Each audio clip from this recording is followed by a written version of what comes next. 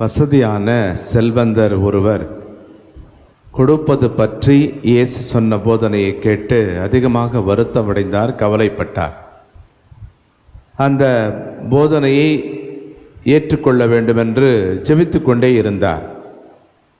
ஆனால் இன்னும் அவருக்கு அதிகமான வருத்தம், அதிகமான கவலை. கடைசியில் ஒரு விரக்தியான நிலைக்கு சென்றார். அப்பொழுது வானதூதர் வந்து அவரை பார்த்து கேட்டார், ஏன் இவ்வளோ சோகம், கவலை? அவர் சொன்னார், என்னுடைய ஆண்டவர் இயேசுனுடைய போதனையை பற்றி நான் சிந்தித்து பார்த்தேன். அவர் கொடுப்பது பற்றி சொன்னார்.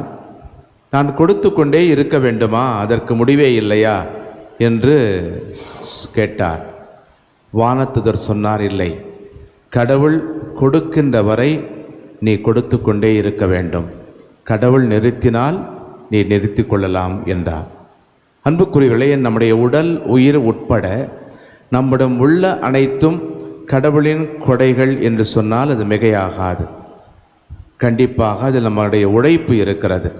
இருந்தாலும் கடவுள் விரும்பினால் அன்றி நமக்கு எதையும் கொடுக்க முடியாது. இன்றைய நற்செய்தியிலே இயேசு கொடையாக பெற்றுக்கொண்டீர்கள், கொடையாகவே கொடுங்கள் என்று நமக்கு எடுத்துரைக்கிறார். நம்மில் பலருக்கு பெற்றுக்கொள்வதில் இருக்கிற இன்பம் தருவதில் இருப்பதில்லை. எவ்வாறு கொடுப்பது? உள்ளதிலிருந்து கொடுக்கலாம், ஏன் உள்ளதையே கொடுக்கலாம், உயிரையும் கொடுக்கலாம். இவ்வாறு பல விதங்களிலே நாம் பிறருக்கு கொடுக்கலாம். இப்படி அன்னை தெரேசா சொல்வார்கள், கிவ் டில் இட் ஹர்ட்ஸ்.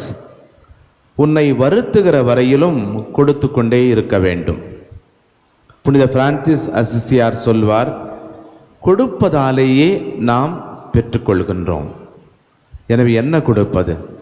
பெற்றோருக்கு மதிப்பை கொடுக்க வேண்டும், பிள்ளைகளுக்கு எடுத்துக்காட்டை கொடுக்க வேண்டும், பகைவருக்கு அன்பை கொடுக்க வேண்டும்.